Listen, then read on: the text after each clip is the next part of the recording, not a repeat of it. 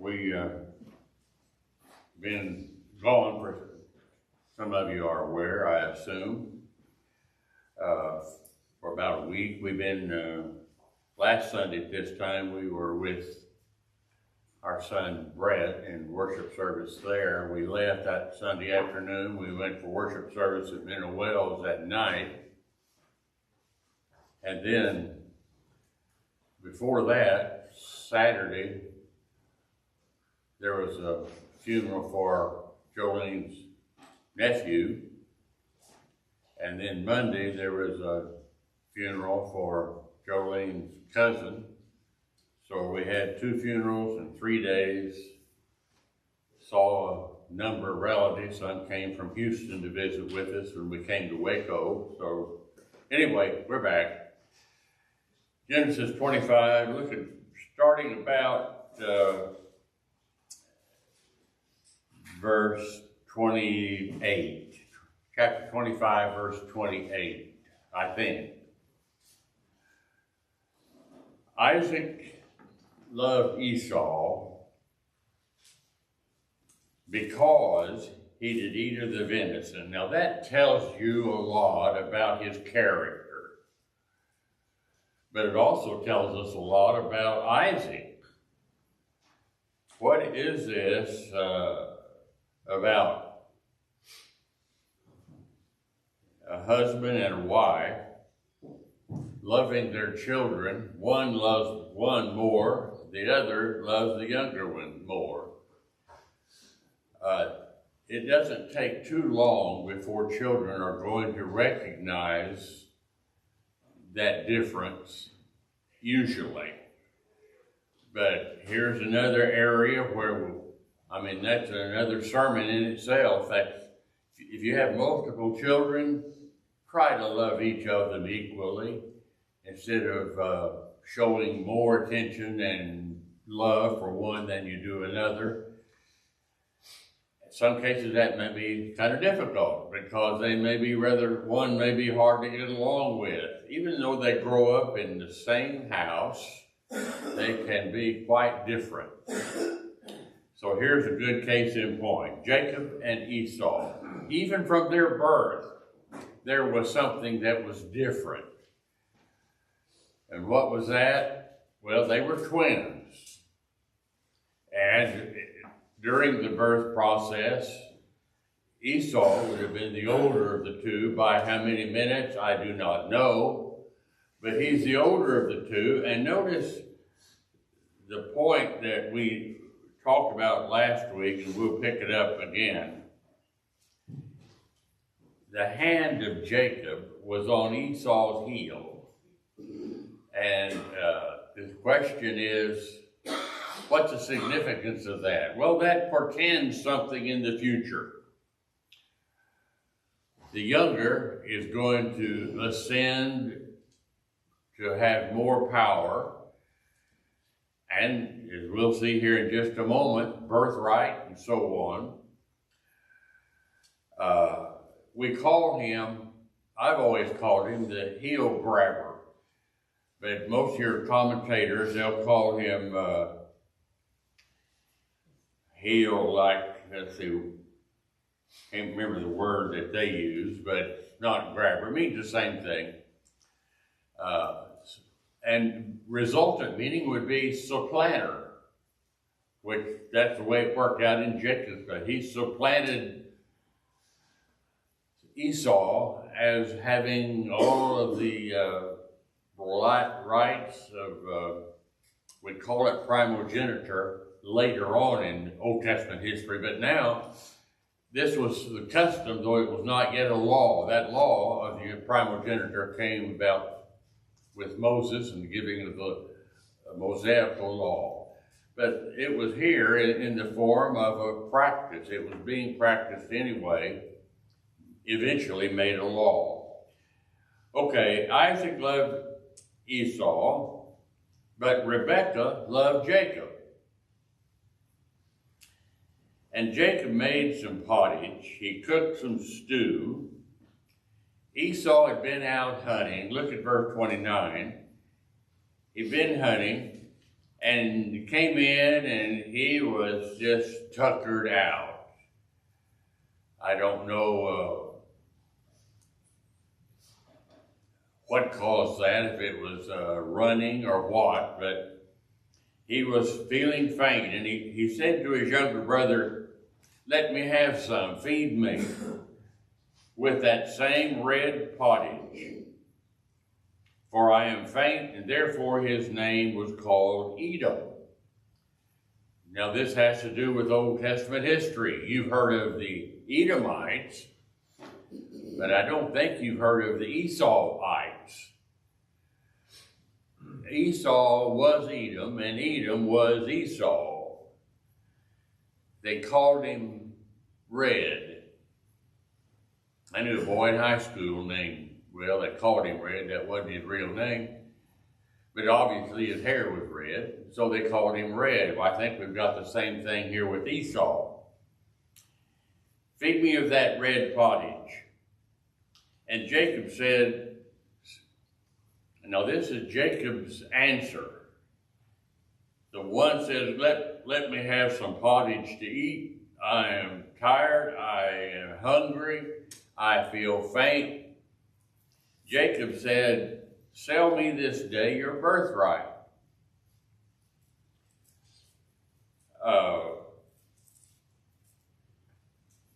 Esau thinks to himself, maybe he expresses it, I am at the point of death.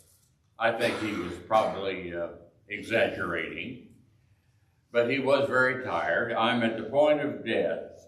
So what's having a birthright going to be a profit to me if I'm dead? I might as well, this isn't important, but that's part of the problem. What did he deem to be important as opposed to his brother Jacob? Jacob was called a mature man, a mature person. We mentioned this a couple of weeks ago. In Job 1 and 8, that same word is used, but talking about Job, and it said he was a perfect and upright man. Well, here, this word is that Jacob was a plain man. I don't think that really gives the force of the Hebrew term here. It's similar to the New Testament term, teluzo, meaning to bring to completion. I like the teleon adjective to mean mature. Be ye perfect as God is perfect. Can anybody be sinlessly perfect? No. So what does that mean? Strive for maturity. And that's what we're talking about here. The younger brother, Jacob, was more mature, and God knew it was going to be that way. He was more mature, more concerned about things that are important to God, more spiritual minded. So the word plain, use the word mature or perfect there instead of plain. That's sort of a put down, the way that some people look at it. But he was not like his brother Esau. Esau had become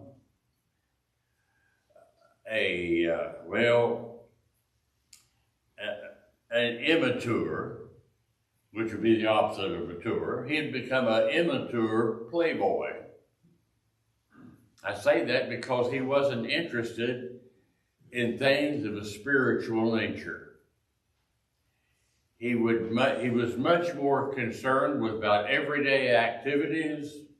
Today we would say mowing the yard, fixing up, doing other things, and he had no time for God. Does that ring a bell? How many times have we heard, I know oftentimes when Jolene and I, we just drive about 4 or 5 blocks to Bible class and worship on Lord's Day, but you can see people out on their yards or on their front porch. They're not going to go anywhere to worship. Some of them may be mowing the yard. What do we stress, and how are we viewed by the world?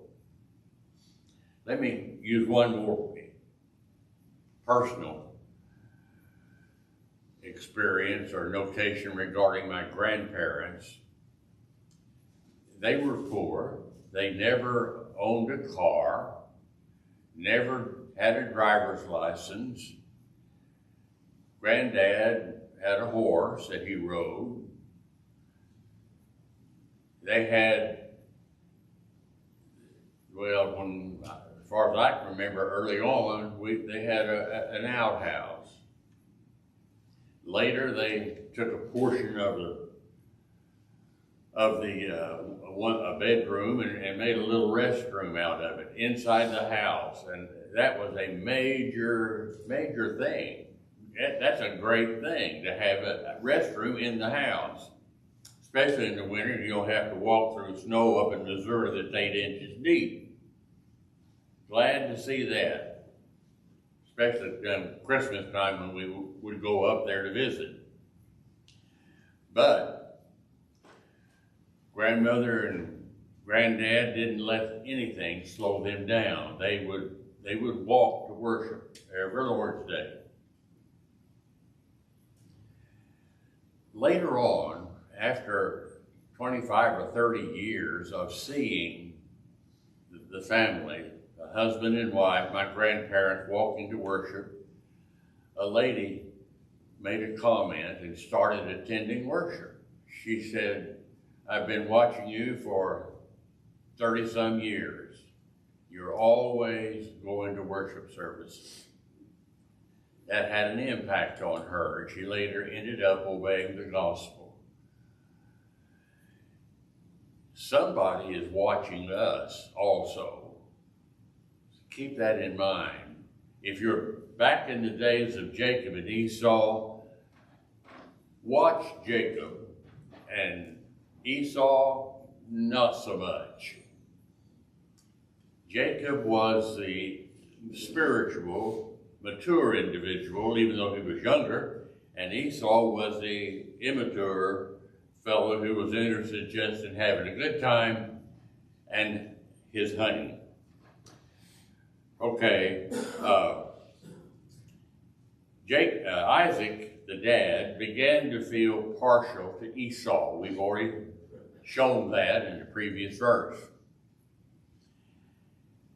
Now here, we're going to get into an area that you're reading between the lines. This is not what the Bible says, but it's very possible that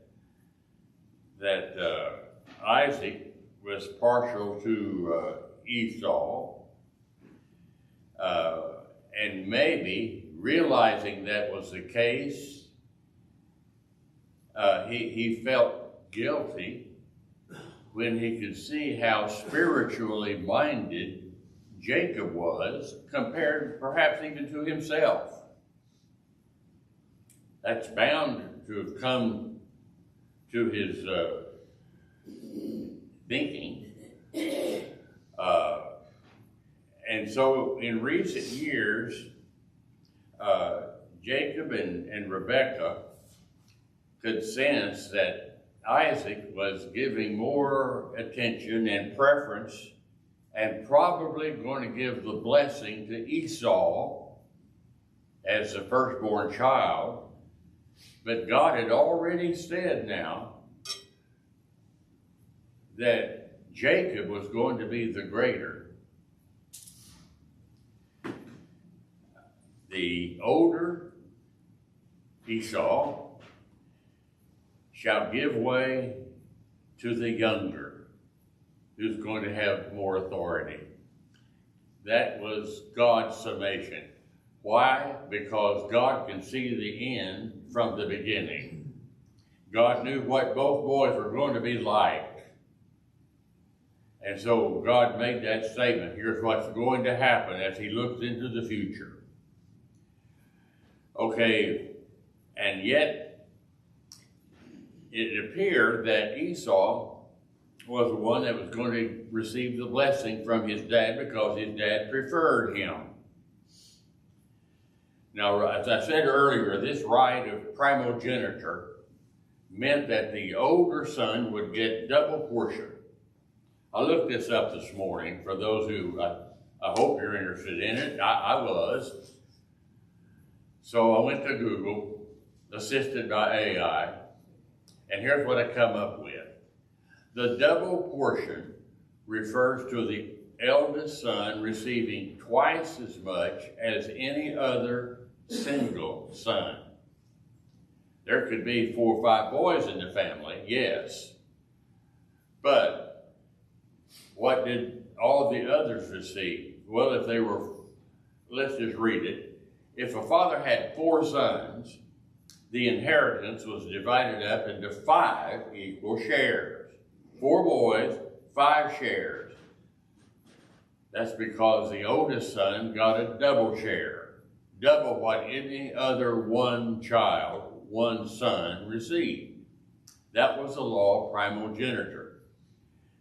So the oldest son gets 2 shares, double share. The second son gets 1 share. The third son gets 1 share. The fourth share, and on. And they had, well, remember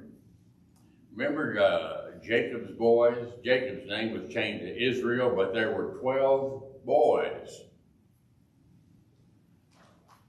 Now this doesn't hold true for the simple reason that Reuben, the oldest, didn't get the double share. It was taken from him and given to Judah. So always being the oldest didn't mean that you got the double share. And you see that even in the case of Judah. But this is, if you want to read further, you can turn to Deuteronomy 21, verse 15 and following, and see what that meant.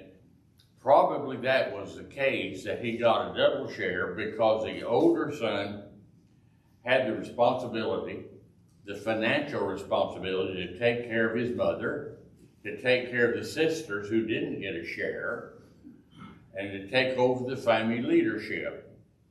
Probably that's why he got the double share. Okay, back to the text. What does profane mean? Profane. Esau was profane. The Bible says, if you want to turn to the New Testament, the writer of the Hebrew letter, Hebrews chapter 12, verses 16 and 17, says, lest there be any fornicator or a profane person like Esau, who for one morsel of meat or one food, one meal, let's put it that way, sold his birthright. Here the writer says that he was profane. Now today we use the word profanity, meaning cussing or cursing. But here the word profane does not talk about that primarily. A profane person is one who is simply not spiritually mature. Everything else comes first before what God says. That person is profane. Okay, and that was Esau. Now the experience here was with red lentils. Look in Genesis 25.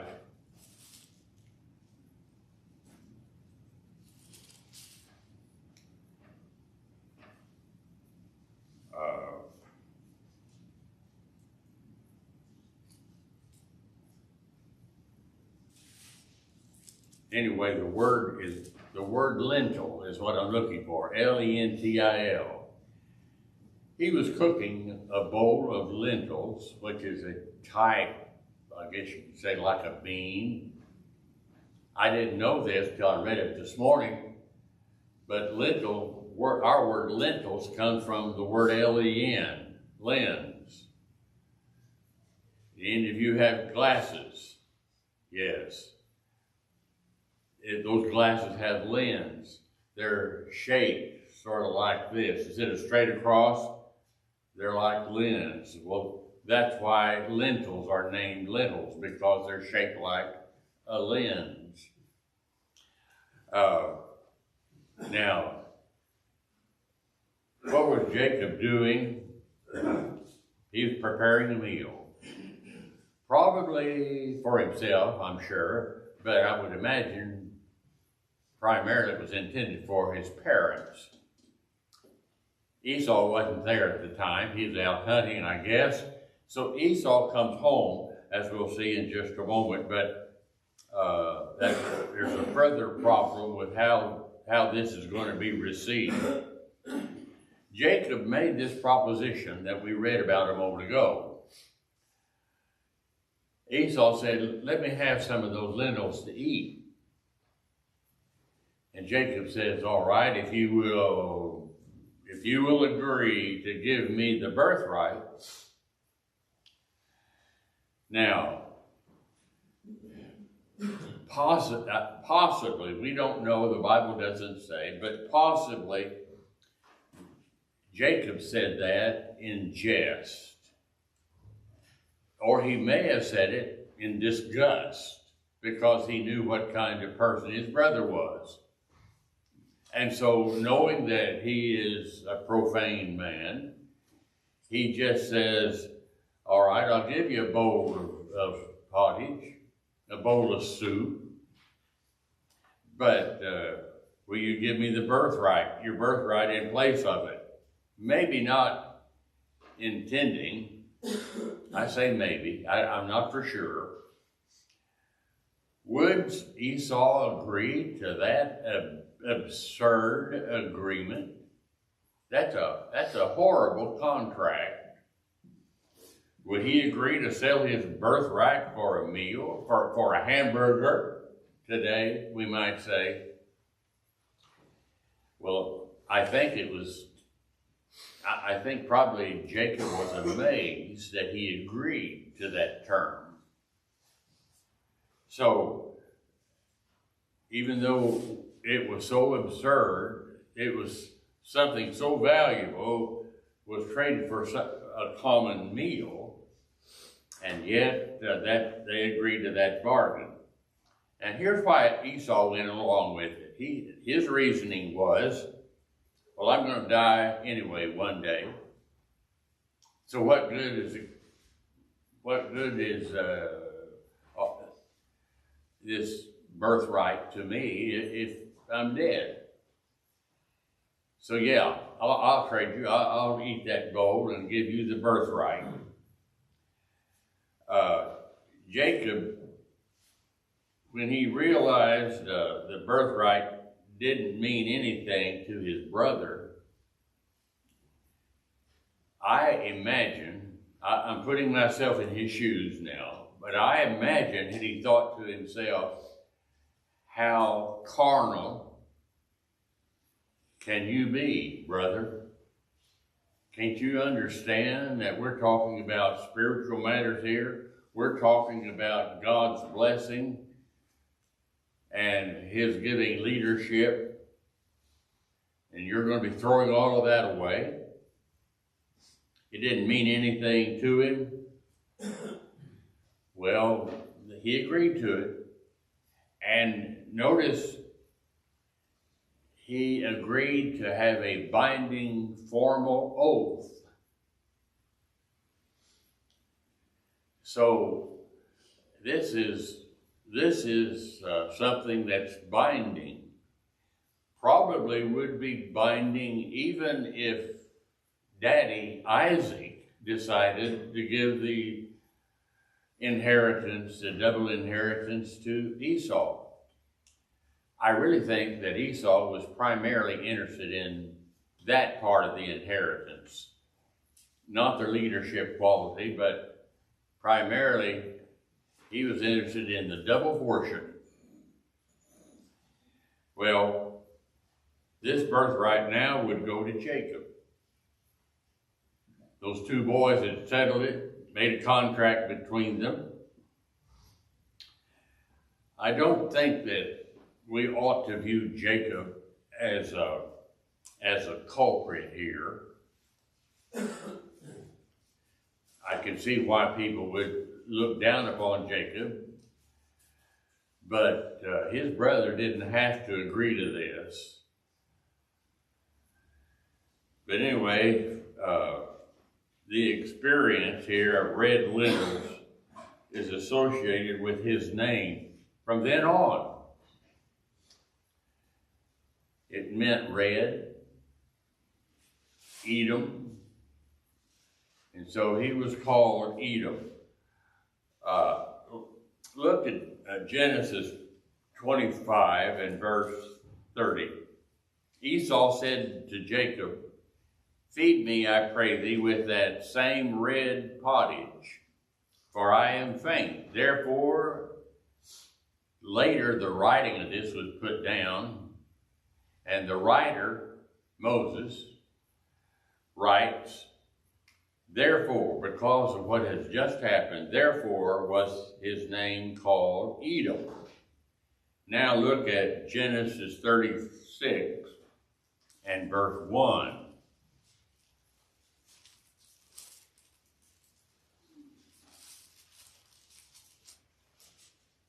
Now these are the generations of Esau, who is Edom. Well, now we know where all of this started.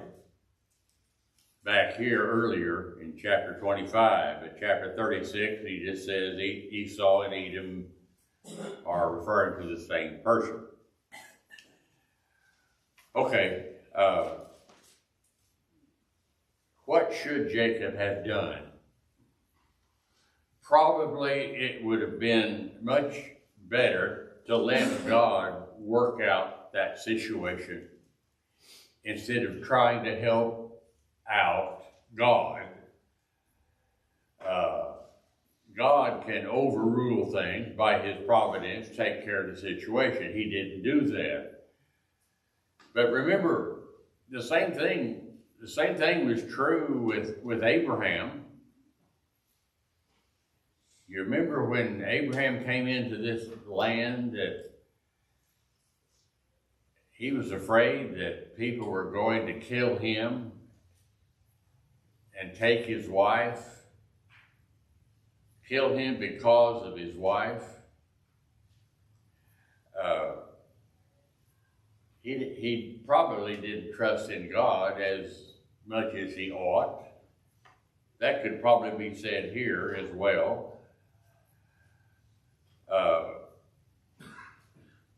He wanted to see God's purposes advance, and so he tried to help that situation along.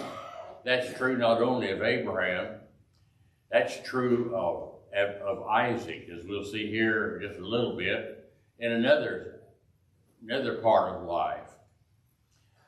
So he's trying to help out God by his own actions. Look at Isaac and the Philistines just a moment. They went on into the land where the Philistines were, which would be to the west, over near the eastern shore of the Mediterranean Sea. That's where the Philistines live. Now, except for the experience that we had a number of weeks ago on Mount Moriah, which was God testing Abraham, testing Isaac, Abraham, take your son, your only son, Isaac, and offer him as a sacrifice on a place that I'll show you over in Moriah, the land of Moriah, that big mountain there. So, except for that experience and his problem with Jacob and Esau, Isaac seems to have lived a very uncomplicated life. He just lived. Everything was going okay. It was comfortable. We don't read but of 2 occasions like this that came up. But chapter 26, we have a problem now. Look at verse 1. Genesis 26:1. And there was a famine in the land. Now notice how it's worded. Besides the famine, the first famine, back about 100 years earlier, that affected Abraham. So, of course, I added the 100 years earlier because I've been adding up the years.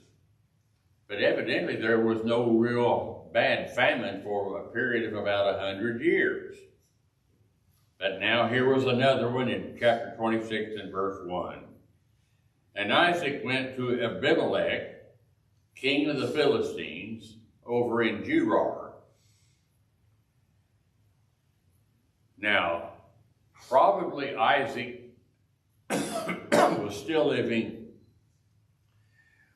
in the land there where he had dug that well. Remember, they called it the Laharoi, R-O-I, Laharoi well. He was probably still there. This was the first famine in over 100 years now. You can read about the other one back in Genesis 12 and verse 10. But apparently, it wasn't as bad a famine near the sea coast of the Mediterranean Sea. So he decided to move west to Gerar. And probably even was figuring on going south into Egypt. Why do I say that? Well, because look at verse 2. The Lord appeared to him and said, Isaac, do not go down into Egypt. Dwell in the land that I'll tell you about. So God is directing all of this. Sojourn in this land. That doesn't mean make this your final living place. It means you're a stranger in a foreign country. Sojourn there in this land. I'll be with you and I'll bless you, and I'll give unto your seed all these countries, and I'll be performing the oath that I made to Abraham. You can read about it back in chapter 12. Your seed, verse 4, is going to be like the stars of heaven and like the sand on the seashore, uncountable. Because, now he's talking to Isaac, and God says, I'm going to do this because Abraham, your dad, obeyed my voice. Because your dad was spiritual minded. He put first things first. Why, he even was willing to sacrifice you as an offering, Isaac, if you'll remember. And God stayed his hand and said, don't touch the child. I know that you are willing to fully believe in me and my directions. Because Abraham obeyed my voice and kept my charge and my commandments, my statutes and my laws. Because of Abraham. Is he taking a slight view of Isaac and his faith here? I don't know. You might read that into it.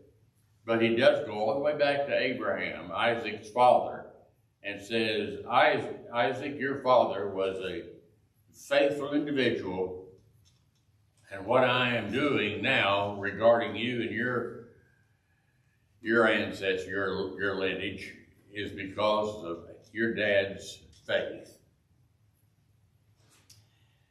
Okay, they got over there where Genesis 26, verse 6.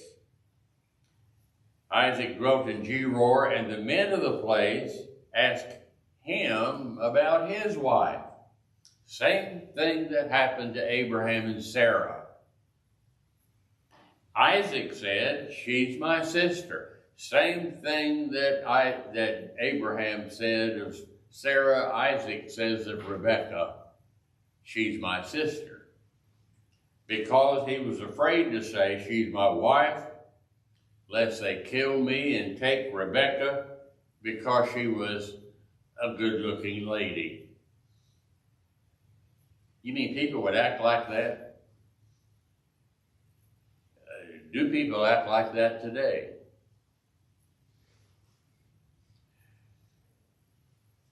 I'm thinking right now of some news that I've heard off and on this last week about a family named Guthrie. The mother, 84 years of age, was kidnapped. They don't know if she's living or dead. But some people, the kidnappers, are evidently asking for quite a sum of money. Yeah, people will act that way. We still have rotten apples today. Well, it came to pass, verse 8, he had been there a long time. Abimelech was looking around. He was king of the Philistines. And he was looking around, and when he looked out of a window and he saw Isaac was sporting with Rebekah, his wife. What do you do when you sport with your wife? Probably flirting, maybe. Flirting is his wife. Anyway, he thought, there's more going on here than just your sister. What's going on? Abimelech, verse 9, called Isaac and said, surely she is your wife. Why did you say she's my sister? And Isaac said to him, well, I was afraid I'd have to die for her. Some of your people would kill me to obtain her. And Abimelech, I have found this to be interesting. It looked like that Abimelech is rebuking Isaac, saying that my people have much higher standards of morality than you think they have. What is this you've done to us? One of the people might have lightly lain with your wife, and you would have brought guiltiness upon all of us.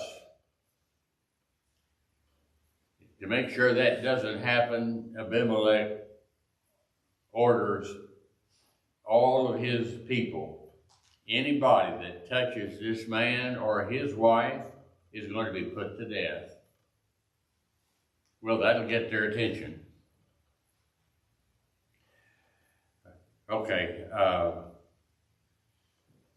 Abimelech, instead of taking vengeance on Isaac for saying she's my sister and causing us to possibly be in danger from God, he pronounces a death penalty upon anybody of his subjects who would harm either Isaac or Rebekah. Then we come to something interesting, verse 12. I said a long time ago, when we start studying the book of Genesis, we're going to be taking a lot of look at different firsts, plural. This is the first, this time this has ever happened. Did you know that verse 12 gives us a first? This is the first time that you mention sowing seed. A farmer doing some work sowing seed in the book of Genesis. He sowed the land and received the same year 100-fold. How about that? We say to farmers today, how you like those apples? 100-fold. But you know, the problem that's great, but the problem is other people are watching and getting jealous, perhaps. So we'll see that's what happened here. Notice that he had acquired some land. I am assuming that we're talking here about rent or lease. He's leased the land on which he's going to be planting and raising some crops. He was highly successful. Look at verse 12. The seed sowing is mentioned here. Isaac was so fortunate. God was blessing him. He prospered so much that what he had began to eclipse even what Abimelech and the Philistines were able to do. Very similar to what happens later on when they do go down to Egypt. You remember what happened down there in the land of Goshen? They began to multiply, and Pharaoh began to be concerned, why, they're going to outnumber us. We're talking about power. We're talking about authority. Well, that's the same thing with these guys before they ever went down into Egypt. So, what happens? Look at verse 15.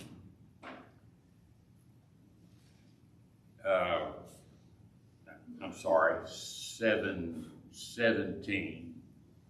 These are the years of the life of Ishmael, 137 years.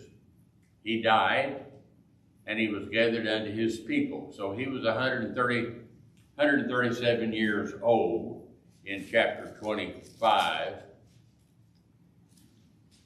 Now, in this incident that we see here in chapter 26, verse 15, notice the wells. This is causing people to be jealous. Well, back in 14, he had possession of flocks and herds and great store of people working for him, and the Philistines envied him. For all of the wells that his father's servants had dug in the days of Abraham, his father, they were still around. Some of those wells have been around 100 years and been producing water, which was very necessary for gardens, raising of food, and so on. And so, what did the Philistines do? Well, in 14, they envied him. In verse 15, the Philistines had stopped them, started throwing dirt in the well, and filled the wells up with dirt. Would people do that actually? Well, of course they would, if they hate you enough. If they think that you're you're getting some of their water, which they do later. But they dug a lot of wells, Abraham did, and now Isaac ends up digging a well himself. But the Philistines decided to plug the wells to force them to get out of their land. Now, Isaac could have resisted their demand to leave.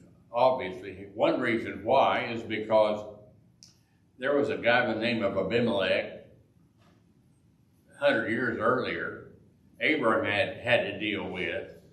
Incidentally, it looks like the name Abimelech is not a name of a person, it's a title, like king. He was the title holder then. This is another Abimelech about 100 years later.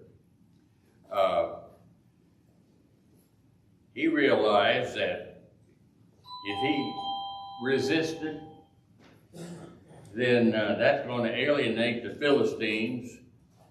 So he decided retreat is a better part of valor. He would go ahead and leave, which is where we will leave it for next week. We'll see you then. Thanks for being here.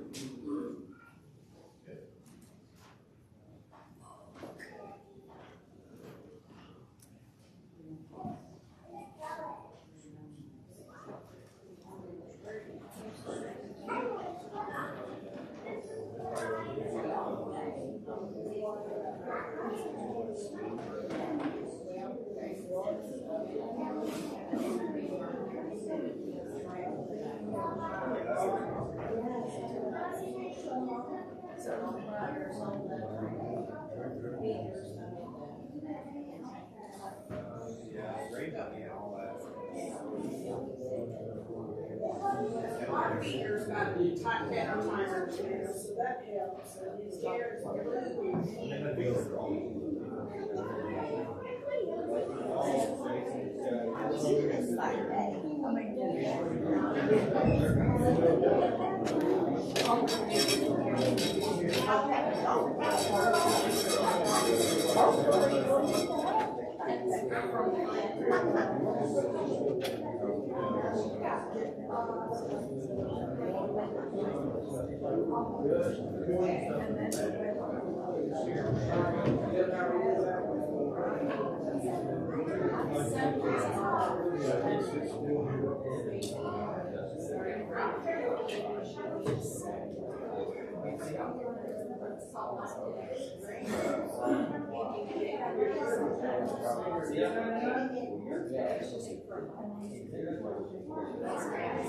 Georgia keeps having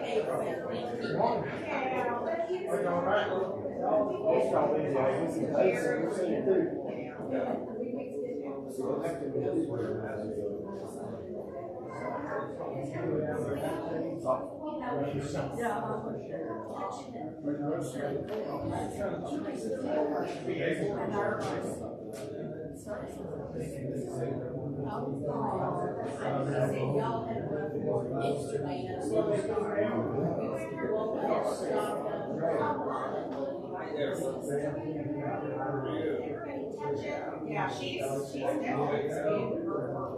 Yeah, it's an easy